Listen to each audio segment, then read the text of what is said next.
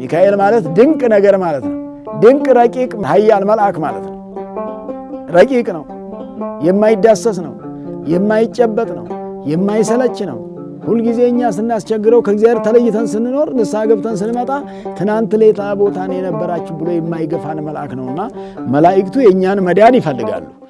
በስመ አብ ወወልድ ወመንፈስ ቅዱስ አሃዱ አምላክ ይትባረክ እግዚአብሔር አምላከ አበዊነ ስቡህኒ ውእቱ ወልዑልኒ ውእቱ ለዓለም።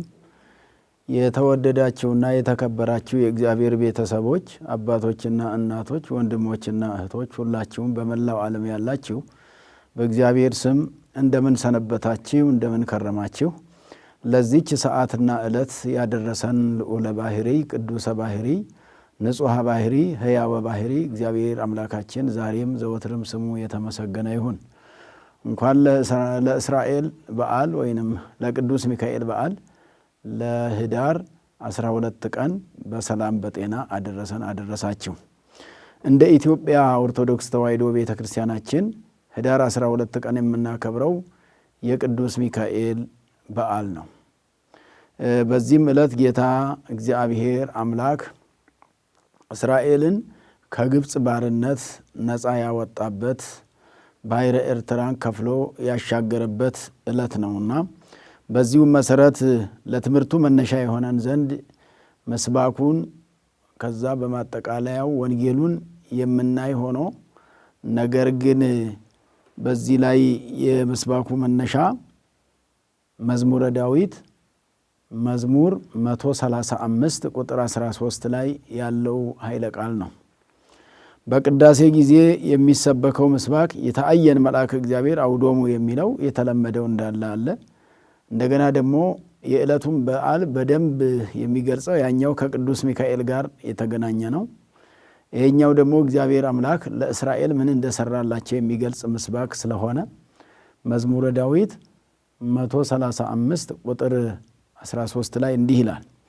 ዘነፈቃ ለባሕረ ኤርትራ ወከፈላ፣ የኤርትራን ባሕር ፈጽሞ የከፈላት እርሱ ነው።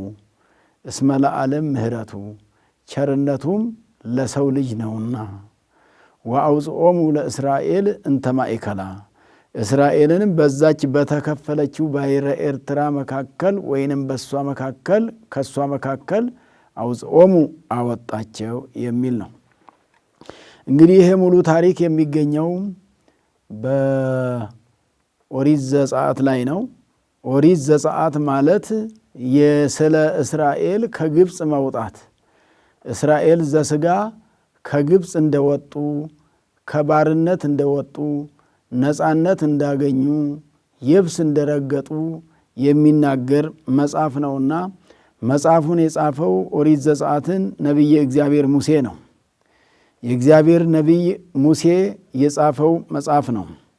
ይህንንም መጽሐፍ የጻፈው እግዚአብሔር አምላክ እስራኤልን ከግብፅ እንዴት እንዳወጣቸው የተገለጸበት መጽሐፍ ነውና የጻፈውም ያን ከባርነት መውጣታቸውንና ነፃነት ማግኘታቸውን መነሻ አድርጎ ነው የጻፈው።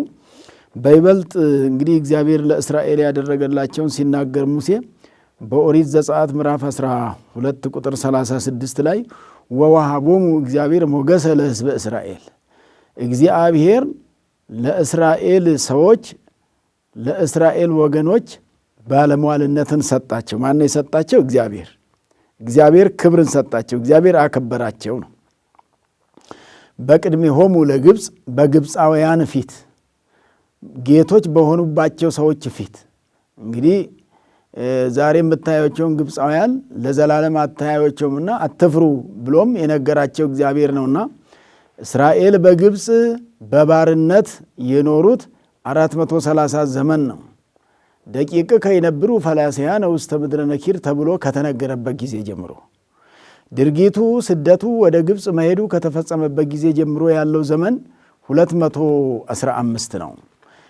ከተነገረበት ጊዜ ጀምሮ እስከ መሰደዳቸው ድረስ ወደ ግብፅ እስከ መውረዳቸው ድረስ ያለው ዘመን 215፣ በግብፅ የኖሩት 215፣ አንድ ላይ ይሄ ባርነት የሚለው ነገር በጆሮአቸው ሲያቃጭል ከቆየበት ጊዜ ጀምሮ ተቆጥሮ ነውና 430 ዘመን የመከራ ዘመን የፍዳ ዘመን ተብሎ ይነገራልና ስለዚህ እስራኤል በግብፅ ሲኖሩ የነበረው ጭቃ እየረገጡ እየተሰቃዩ ወንዶቻቸው እየተገደሉ ሞተ ብእሲ እየሆነ ወንድ ልጅ ሲወለድ እየሞተ እነ ሙሴም ወንዶች ሲወለዱ ከሚገደሉበት ከአዋላጆች ተደብቆ እናቱ እንድታሳድግ ተደርጎ ወደ ባሕር ተጥሎ ከባሕር ደግሞ የፈርዖን ልጅ ባሕር ሂዳ ስትታጠብ አግኝታ ወስዳ ከቤቷ ሞግዚት መድባለት ቀጥራለት ያሳደገችው ነው።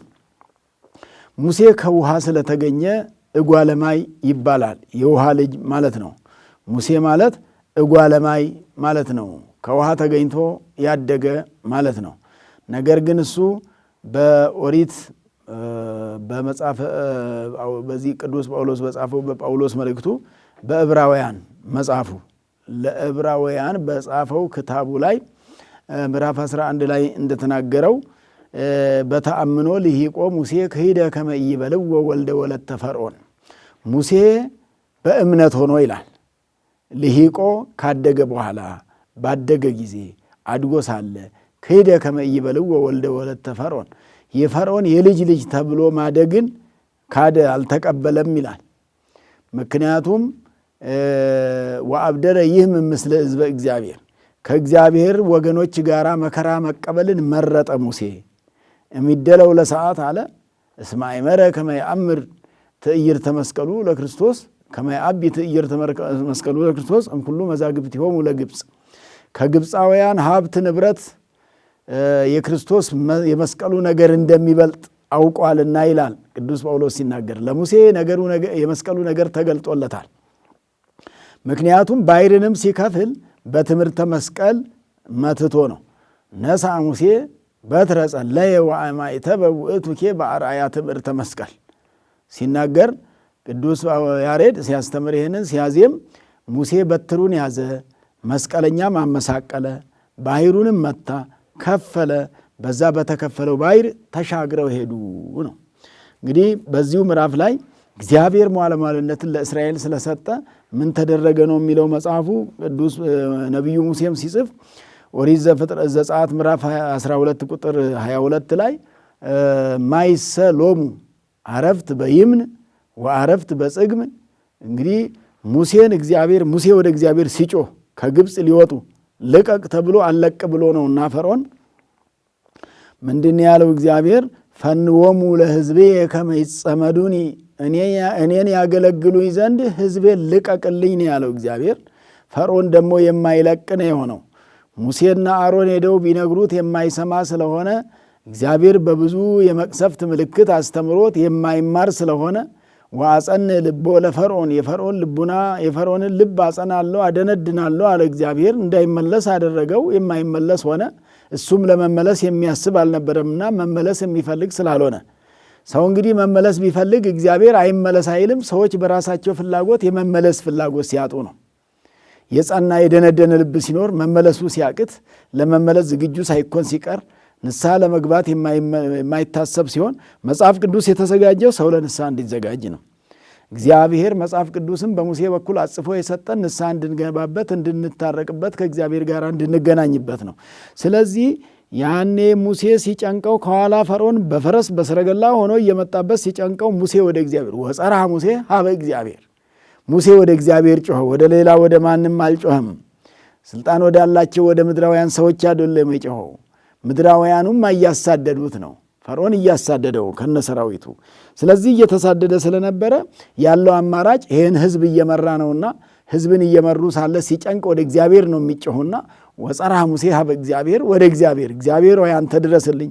ሕዝብ የሚመራው ወደ እግዚአብሔር በመጮህ ወደ እግዚአብሔር በማልቀስ እግዚአብሔር ሕዝቡን እንዲመራ አንተ ኃይሉን ብርታቱን ሞገሱን ባለሟልነቱን አንተ ስጠኝ በማለት ነውና ሙሴ የጮኸው ወደ እግዚአብሔር ነው። ከዛም እግዚአብሔርም በእጁ ያለውን በትሩን አንሳና ንሳ በትረከ በትርን ያዝ ወዝብጥ አለ ባሕር ባሕሪቱን ምታት አለ። ሙሴ ባሕሩን ሲመታው ውሃው ከሁለት ተከፈለላቸውና ተሻገሩ። ለዛ ነው ማይሰሎሙ አረፍት በይምን ወአረፍት በጽግም ውሃው በግራና በቀኝ እንደ ግድግዳ ሆኖላቸው የሚደገፉት ሆነው። ውሃ በባሕሩ የሚቆም አይደለም፣ የሚፈስ ነው። ውሃው ቀጥ ብሎ ነው የቆመው በግራም በቀኝም በኩል። ምክንያቱም ተአምር ነው እግዚአብሔር እየሰራላቸው ያለ። ባለሟልነትን አግኝተዋላ በእግዚአብሔር ዘንድ። በእግዚአብሔር ዘንድ ባለሟልነት ስታገኙ ወገኖቼ የማይደረገው ነው የሚደረገው፣ የማይሆነው ነው የሚሆነው፣ የማይታሰበው ነገር ነው የሚፈጸመው። ተአምር ማለት የማይደረግ ነገር ሲደረግ ነው። ሊደረግ የማይችለው ውሃ እንደ ግድግዳ እንደ ቦለኬት መካብ መደርደር አይችልም። ውሃ በውሃ ላይ ተደረደረ፣ እንደ ቦለኬት ሆነ፣ እንደ ከመሩት ክምር ሆነ፣ እንደ ካቡት ካብ ሆነ። እንዲህ ሆኖ በግራና በቀኝ ሆኖ እነሱን አሳለፋቸው። እግዚአብሔር ለወዳጆቹ እንደዚህ ነው። እግዚአብሔር በውሃ መካከል መንገድ አለው። እግዚአብሔር በእሳት መካከል መንገድ አለው። እግዚአብሔር መንገድ አጥቶ ቆሞ አያውቅም። የእግዚአብሔርን መንገድ ማንም ዘግቶበት አያውቅም። እግዚአብሔር መንገድ ከከፈተ፣ መንገድ ከቀየሰ፣ መንገድ ከመራ፣ መንገድ ካስተካከለ ማንም ሰው የእግዚአብሔርን መንገድ መዝጋት አይችልም። ፈርዖን የእግዚአብሔርን መንገድ የእስራኤልን መንገድ መዝጋት አልቻለም። መንገዱ የእግዚአብሔር ነውና የእስራኤል ብቻ አልነበረምና። የሙሴ መንገድ የእግዚአብሔር መንገድ ስለነበረ ሊዘጋ አልቻለም። የእግዚአብሔር ያልሆኑ መንገዶች ይዘጋሉ። የእግዚአብሔር የሆኑ መንገዶች ግን ክፍት ናቸው። ሰው የከፈታቸው መንገዶች ይዘጋሉ። እግዚአብሔር የከፈታቸው መንገዶች ግን ተከፍተው ይኬድባቸዋል። የእግዚአብሔር መንገዶች እንዲሁም ቀላሎችም አይደሉም። የእግዚአብሔር መንገድ በምድር ላይ ብቻ አይደለም። እግዚአብሔር በሰማይም ላይም ለወዳጆቹ መንገድ አለው። እግዚአብሔር በሰማይ ላይም ይሄዳል። በእሳት መካከል ይሄዳል እንዳልኳችሁ፣ በውሃ መካከል ይሄዳል። እግዚአብሔር በሞት መካከል አልፎ ይሄዳል። እግዚአብሔር የእግዚአብሔር ሰዎችም እንደዛ ናቸው። በውሃ መካከል ይኸው መንገድ አላቸው። መንገድን አበዛላቸው። እግዚአብሔር መንገድን አሰፋላቸው። አልጠበባቸውም፣ ሄዱበት። ለእነሱም የሚበቃቸውን መንገድ ከፍቶላቸዋል እግዚአብሔር። ለእኛም የመንግሥተ ሰማያትን መንገድ ይክፈትልን እግዚአብሔር። የተዘጋ መንገድ ብዙ አለ። ፈርዖናውያን የሚዘጉት መንገድ ብዙ አለ። ሰራዊተ ፈርዖን የሚዘጉት መንገድ ብዙ አለ። ዛሬ ላይ የምንጸድቅበትን መንገድ የሚዘጉብን አጋንንት ናቸው። የሚጸደቅበትን እግዚአብሔር ጋር የምንገናኝበትን መንገድ የሚዘጉ ሰራዊት አጋንንትና ቤልሆር ወይንም እነዚህ ከእግዚአብሔር የተለዩ ረቂቃን ፍጥረታት፣ ነገር ግን እግዚአብሔር አክብሯቸው እነሱ እግዚአብሔርን ያላከበሩ ባለማክበራቸው ከክብር ወደ ውርደት የወረዱ ዛሬ ሰውን የሚፈትኑ ያሉ አጋንንት የሚዘጉትን መንገድ እግዚአብሔር ይከፍታል። ስለዚህ ወወሃቦሙ እግዚአብሔር ሞገሰ ለሕዝበ እስራኤል፣ ለእስራኤል ሕዝብ ባለሟልነትን ሰጣቸው። እግዚአብሔር የሚሰጠው ባለሟልነት ስላለ ባሕሩ ተከፍሎላቸው ዘነፈቃ ለባሕረ ኤርትራ ወከፈላ፣ የኤርትራን ባሕር የከፈላት በዛ መካከል እነሱ እንዲሄዱ፣ ወአውጽኦሙ ለሕዝቡ በትፍስሕት ወአውጽኦሙ ለእስራኤል እንተ ማእከላ ነው የሚለው እዚህ በመካከሏ በባሕሯ መካከል እስራኤልን አሻገረ ነው። እስራኤል ባሕር የተሻገሩበት ዕለት ነው። ይህ ቀን ነው። ቅዱስ ሚካኤልም እነሱን የረዳበት ዕለት ነው። ቅዱስ ሚካኤል መጋቤ ብሉይ ይባላል። በብሉይ ኪዳን የነበሩትን እስራኤል ዘሥጋ እነሱን ሲረዳቸው ስለነበረ መጋቤ ሐዲስ የሚባለው ቅዱስ ገብርኤል ነው። በቅዱስ ገብርኤል በዓል ጊዜ የምንማረው ስለሆነ ማለት ነው። ስለዚህ እንግዲህ በዛ መካከል አልፈው እንደሄዱ ከሄዱ በኋላ ግን እግዚአብሔር በበረሃ መና ከደመና እያወረደላቸው ውሃ ከጭንጫ እያፈለቀላቸው 40 ዘመን ነው እስራኤልን የመራቸው። ደከመኝ ሰለቸኝ ሳይል እግዚአብሔር። እነሱ ሲሰለቹ እግዚአብሔር አልሰለቻቸው። እነሱ እግዚአብሔርን ማመስገን ሲሳናቸው እግዚአብሔር እነሱን መርዳት አልተሳነውም። እግዚአብሔር ቸርና መሐሪ ይቅር ባይ ነውና ማለት ነው። ስለዚህ እንግዲህ ቅዱስ ያሬድም በድጓው በዚህ በዋዜማው ላይ ምንድነው የሚለው? መርሆሙ መዓልተ በደመና ወኩሎ ሌሊተ በብርሃነ እሳት። መርሆሙ መዓልተ በደመና ቀኑን በደመና መራቸው፣ ወኩሎ ሌሊተ በብርሃነ እሳት ሌሊቱን ደግሞ በአምደ ደመና በአምደ ብርሃን መራቸው። ይሄ መዝሙረ ዳዊት መዝሙር 77 ቁጥር 14 ላይ የሚገኝ ኃይለ ቃል ነው። ቀኑን በደመና ሲል እግዚአብሔር አምላክ እስራኤልን በ7 ደመናት ነበረ ሲመራቸው የነበረው። 7 ማለት ፍጹም ቁጥር ስለሆነ በፍጹም ቸርነቱ በፍጹም ምሕረቱ እየመራቸው ነበረ። ቸር ስለሆነ እግዚአብሔር ማለት ነው። እንግዲህ ሲመራቸው እነዛ 7ቱ ደመናት 7ቱም ሁሉ የየራሳቸው ሥራ አላቸው። አንዱ ደመና ከላይ በኩል የፀሐይ ዋዕይ እንዳይበረታባቸው እንደ ጥላ ሆኖ የሚጋርድላቸው ነው። ጥላ ሆኖላቸው እንዲጓዙ በቀን ነው። ይሄ ሁሉ በቀን ሲጓዙ ፀሐይ እንዳይበረታባቸው እግዚአብሔር ደመና ጋረደላቸው ከላይ። ከስር ደግሞ አንዱ ደመና እሾህ እንዳይወጋቸው እንቅፋት እንዳይመታቸው እንደ ሸማ እንደ ልብስ ተጎዝጉዞላቸው በላዩ ላይ የሄዱበት ነበር። እንደ ጫማ ይጫሙት ነበር አንዱን ደመና። እግዚአብሔር ለሰዎች ሲወዳቸው እንዲህ ነው ያደረገው። ደመናውን እንደ ጫማ አድርጎላቸው እየረገጡት እንዲሄዱ አደረገ። ይሄ ሰማይ ላይ ያለ ደመና ምድር ይወርዳል ለካ እግዚአብሔር ሲወድ። እግዚአብሔር ሲፈቅደንና ሲያከብረን ለካ እንዲህ ነው። እኛ ለእግዚአብሔር የምንመች ሰዎች፣ ከኃጢአት የወጣን ከኃጢአት የተለየን ሰዎች ስንሆን ለካ እግዚአብሔር የሚያደርገው ይሄ ነው።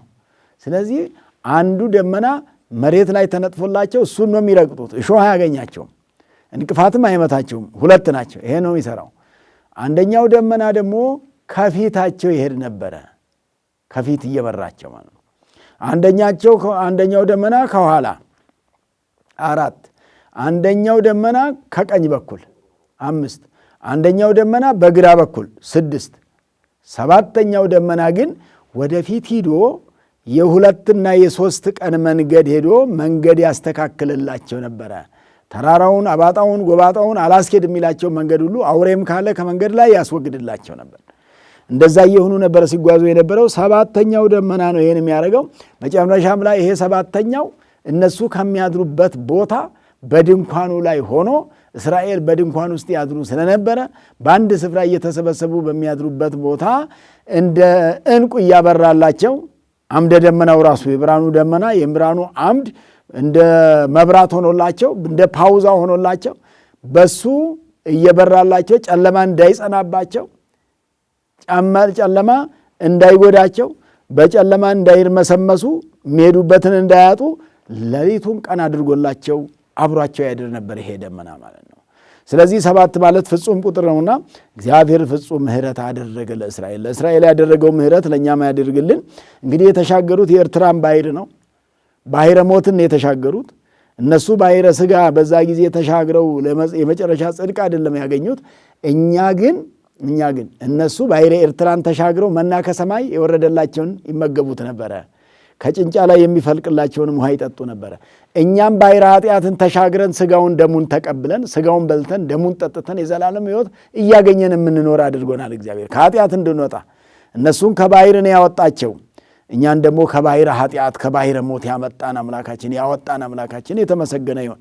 የዕለቱም ወንጌል የማቴዎስ ወንጌል ምዕራፍ 18 ቁጥር 8 ቁጥር 10 እስከ 14 ያለው ነው። የማቴዎስ ወንጌል ምዕራፍ 18 ቁጥር 10 እስከ 14 ላይ ተቀምጧል። ይሄ ደግሞ ጌታ ኢየሱስ ክርስቶስ ለእኛ ብሎ ያስተማረው ወንጌል ማለት ለሰዎች ልጆች የተሰጠ ትምህርት ነው። ወንጌልን የሰጠ ደግሞ አምላካችን መድኃኒታችን ኢየሱስ ክርስቶስ ነው ያስተማረውና በዚህ በማቴዎስ ወንጌል ውቁ ይታስተቃርቡ ወለአሐዱ እምሉ ንዑሳን ይላል። ይታስተቃርቦሙ ይላል አንዱን አታቃሉ ከናንተ መካከል አንዱን ከነዚህ ከተናናሾች ከክርስቲያኖች እግዚአብሔር ዋጋ ከከፈለላቸው መካከል አንዱንም እንኳን እንዳትንቁ ተብሎ ተነግሯል። መናቅ በመሰረቱ አይገባም። ክርስቲያን አይንቅም፣ ያከብራል እንጂ ራሱ ይናቅ ይሆናል እንጂ ሌላው እንዲናቅ አያደርግም። የክርስቲያን አድራጎት ይሄ ነው እና እንደዚህ ነው የሚያደርገው አለ። እንግዲህ እናንተ መላእክቶቻቸው በሰማይ የአባቴን ገጽ ያሉ እስመ ይሬኡ መላእክቲሆሙ ወትረ ገጾ ለአቡየ ዘበሰማያት በሰማይ ያለው የአባቴን መልክ ያያሉ ማለት አባቴን ያመሰግናሉ። የባሕሪ አባቴ እግዚአብሔር አብን ያመሰግናሉ፣ እኔንም ያመሰግናሉ፣ እግዚአብሔር ወልድን እግዚአብሔር መንፈስ ቅዱስንም ያመሰግናሉ። እነማን ናቸው ይህን የሚያደርጉት? መላእክቱ በሰማይ ማለት ነውና ከመ መላእክቲሆሙ በሰማያት ወትረ ይሬኡ ገጾ ለአቡየ ዘበሰማያት እስመ መጽአ ወልደ እጓለ እመሕያው ከመ ይስሱ ወያድኅን ዘተሐጉለ ወልደ እጓለ እመሕያው ክርስቶስ የጠፋውን ሊያድን መጣ ይላል እዚህ ወንጌል ላይ። መላእክት በሰማይ እግዚአብሔርን እንደሚያመሰግኑ የሚናገር ወንጌል ነው።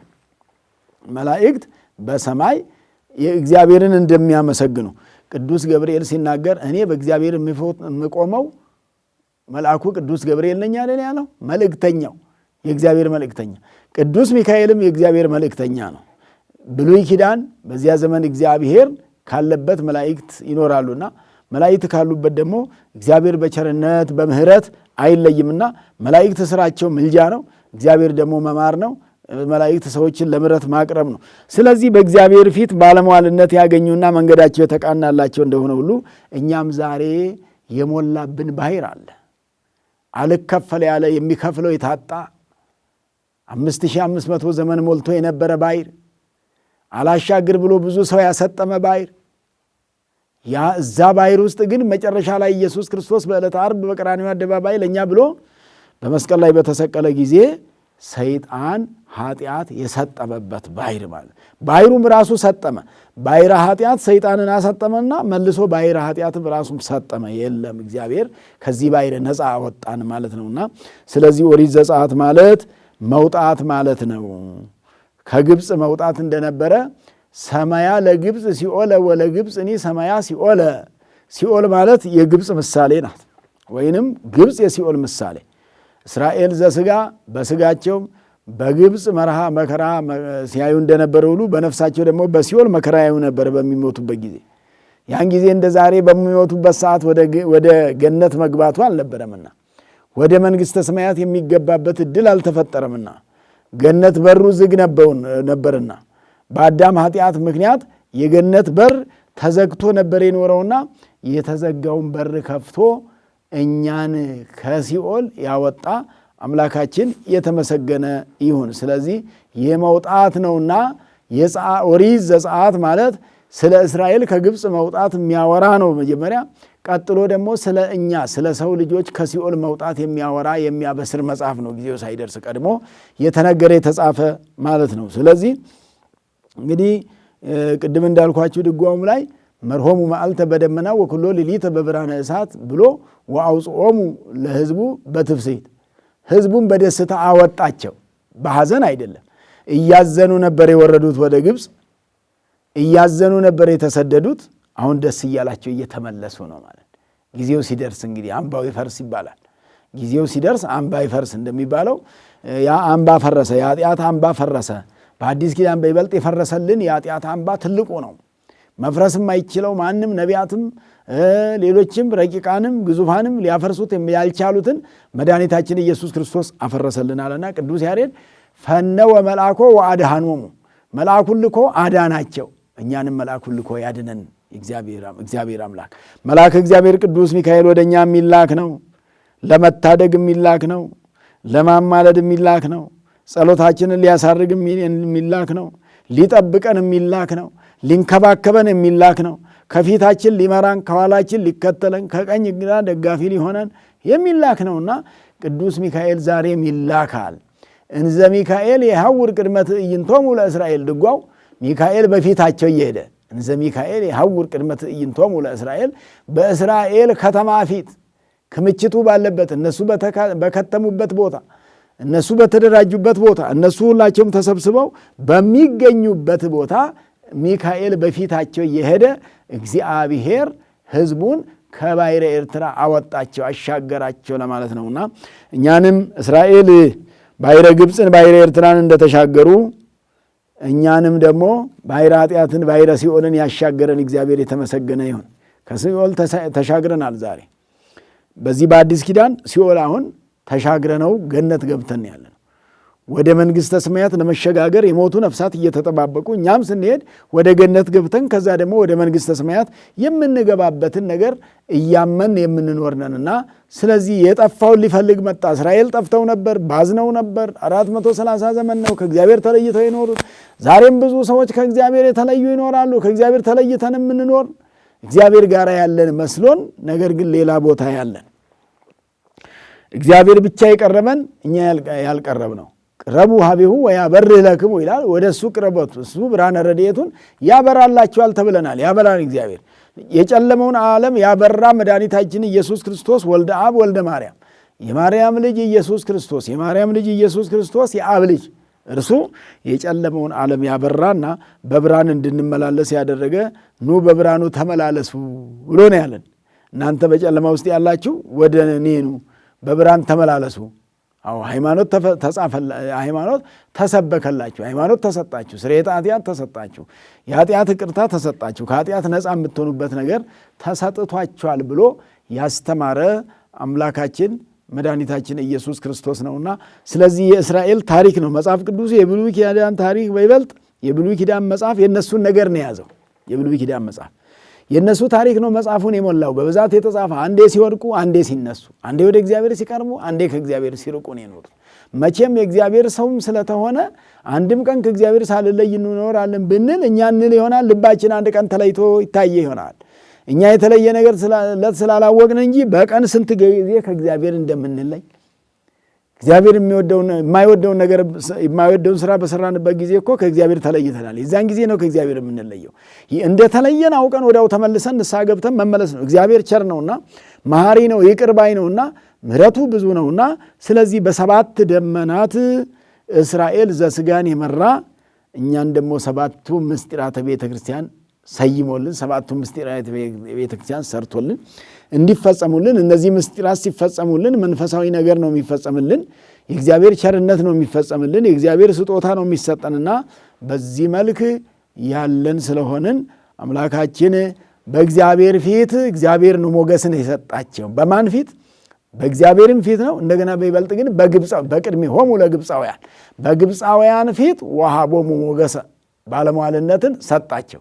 እግዚአብሔር በግብፃውያን ፊት በነዛ በሚያስፈሯቸው ፊት በሚያሳድዷቸው ፊት እረፍት በሚነሷቸው ፊት ጭቃ እያስረገጧቸው ሳይራሩላቸው በአግባቡ ቀለብ የማይሰጧቸው እንደውም አንዲት እስራኤላዊት ራሔል የምትባል ጭቃ በምትረግጥበት ጊዜ ንጉሡ ጭቃ እያስረገጣቸው በዛ ቤት እየመረገ እየለሰነ የሚሰራ ነውና የመውለያዬ ጊዜ ደረሰ ስትለው የማይሰማት ሆነ። እንደውም ልጆቼ ከማይጸኔ እየወጡ እየወረዱ ጭቃ ላይ እየወደቁ ነው ሲወለዱ ስትለው እንደውም አብረሽ እርገጪ ጭቃውን ያጠብቀዋል ነው ያለው። የሰው ደም ጭቃን ያጠብቃል ያለ ክፋት መጨከን ይሄ ነው።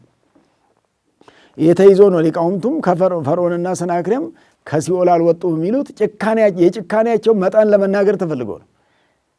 ጭካኔያቸው ከሲኦል የሚያስወጣቸው አልነበረም እንደማለት ነው። ስለዚህ ይህን ነው የሚያሳየውና በቸርነቱ በምሕረቱ አምላካችን መድኃኒታችን ኢየሱስ ክርስቶስ እኛን ከሲኦል አውጥቶ ነፃ አውጥቶ በመንግሥተ ሰማያት እንድንኖር ያደረገን አምላካችን ስሙ የተመሰገነ ይሁን። እንግዲህ በመጨረሻ በተለያዩ መቅሰፍቶች ምክር ቢሰጣቸው የማይመለሱ ሲሆኑ ደቂቀ እስራኤል ባለመመለሳቸው የተደረገው ነገር ስጥመተ ባሕር ነው። ሰጠሙ። አለመመለስ ለስጥመት ነው የሚያበቃው። አለመመለስ እንድንሰጥም ነው የሚያደርገው። መመለስ ደግሞ ከስጥመት ያድናል። ሙሴ ብዙ ጊዜ ነግሮት ነበረ ለፈርዖን። እግዚአብሔር እንዲህ ይልሃል ሲለው እግዚአብሔር ማን ነው አላውቀውም ነው ያለው። እግዚአብሔር ማን ነው አለ። ዘሃሎ ወይሄሉ አለ። እሱ ያለና የሚኖር አሁን ያለ ወደፊትም የሚኖር ትናንትም የነበረ ዛሬ ያለ ነገም የሚኖር ዘሃሎ ቅድመ ዓለም የነበረ ወይሄሉ ወደፊት የሚኖር ብሎ እግዚአብሔር ማለት ያለና የሚኖር ነው። እግዚአብሔር ማለት ያለና የሚኖር ማለት ነውና ያለና የሚኖር እግዚአብሔር እስራኤልን ባሕረ ኤርትራን ተሻግረው ወደ ሀገራቸው ወደ ከነዓን እንዲጓዙ ያደረገ እኛም ባሕረ ዮርዳኖስን ተሻግረን ባሕረ ዮርዳኖስን በ40ና በ80 ቀን ተሻግረን የጥምቀቱን ባሕረ ጥምቀትን ተሻግረን ወደ ገነት ወደ መንግሥተ ሰማያት የምንገባ አድርጎናልና ይሄን ላደረገ አምላካችን ክብርና ምስጋና ለስሙ ይሁን። በዓላችንን የሰላም የጤና የበረከት እንዲያደርግልን ሊቀ መላእክት ቅዱስ ሚካኤል በ10ቱ 40ቱ ትንግልን ተልብና ካስተምር ለነሳልናከ በ12ቱ ልምና ማለት አምናም ተምረነዋል። አቤቱ ጌታው እግዚአብሔር ሆይ ፍጥረትን ማራቸው ተብሎ የተነገረ ስለሆነ የፍጥረቱን ምሕረት ለፍጥረቱ ምሕረት የሚተጋ እግዚአብሔር አምላካችን እኛን ለድነት ያዘጋጀ አምላካችን የተመሰገነ ይሁን። እነዛም ባሕረ ኤርትራን እንዲሻገሩ እንዳደረገ እኛንም ባሕረ ዮርዳኖስን ተሻግረን በ40ና በ80 ቀን ባሕረ ጥምቀትን ተሻግረን ወደ መንግሥተ ሰማያት የምንገባበትን ነገር ነው የሰጠንና ስለዚህ ከኃጢአት ወጥተናል።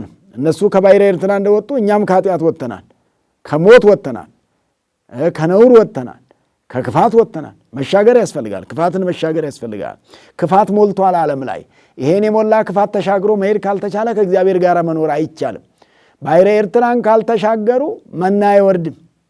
ባሕረ ኤርትራን ካልተቀመቁ ክርስትና ካልተነሱ ሥጋ ወደሙ የለም። የሚበላውና የሚጠጣው ድንግል ያፈራችልን ያለው የሚሰጠው ለተጠመቁት ነው። ንስሐ ገብተው ባሕረ ኃጢአትን ተሻግረው ከእግዚአብሔር ጋር ላሉት ነው፣ ከእግዚአብሔር ጋር ለሚኖሩት ነውና ስለዚህ መሻገር ያስፈልጋል። ኃጢአትን እንሻገር፣ በደልን እንሻገር፣ ክፋትን እንሻገር፣ ያው መጠላላትን እንሻገር፣ ፍቅርን እንያዝ፣ በፍቅር አምር በፍቅር መርከብ እንመላለስ። ይህንን ነው ያስተማረው መድኃኒታችን ኢየሱስ ክርስቶስ። ስለዚህ ሚካኤል ብሂል እጹብ ነገር፣ ሚካኤል ማለት ድንቅ ነገር ማለት ነው። ድንቅ ረቂቅ መካር ኃያል መልአክ ማለት ነው። ረቂቅ ነው፣ የማይዳሰስ ነው፣ የማይጨበጥ ነው፣ የማይሰለች ነው። ሁልጊዜ እኛ ስናስቸግረው ከእግዚአብሔር ተለይተን ስንኖር ንስሐ ገብተን ስንመጣ ትናንት ሌላ ቦታ ነው የነበራችሁ ብሎ የማይገፋን መልአክ ነውና መላእክቱ የእኛን መዳን ይፈልጋሉ፣ የእኛን በሕይወት መኖር ይፈልጋሉ፣ የእኛን ከእግዚአብሔር ጋር መኖር ይፈልጋሉ፣ የማይመቀኙ ናቸውና ስለዚህ ይህንን ያደረገልን እግዚአብሔር አምላካችን ስሙ የተመሰገነ ይሁን። የ2018 ዓመተ ምህረት በዓለ ቅዱስ ሚካኤል የህዳር ሚካኤል ተብሎ ነው የሚነገረውና ህዳር 12 ቀን እያከበርን ያለነው በዓል ይሄ ነውና የመሻገር በዓል ነው። ከሲኦል የመውጣት በዓል ነው። የድነት በዓል ነው። ከእግዚአብሔር ጋር የመገናኘት በዓል ነው። ከጭንቀት የመውጣት በዓል ነው። ከባርነት ነፃ የመውጣት በዓል ነውና እግዚአብሔር ከኃጢአት ባርነት ነፃ አውጥቶናል። የኃጢአትን ቀንበር ሰብሮ የኃጢአትን ቀንበር ሰባብሮ በነፃነት ወደ እግዚአብሔር እንድንሄድ ወደ እግዚአብሔር ቤት እንድንገባ እንድንኖር ያደረገን አምላካችን አምላከ ቅዱስ ሚካኤል የተመሰገነ ይሁን። ወስብሐት ለእግዚአብሔር። ይቆያል።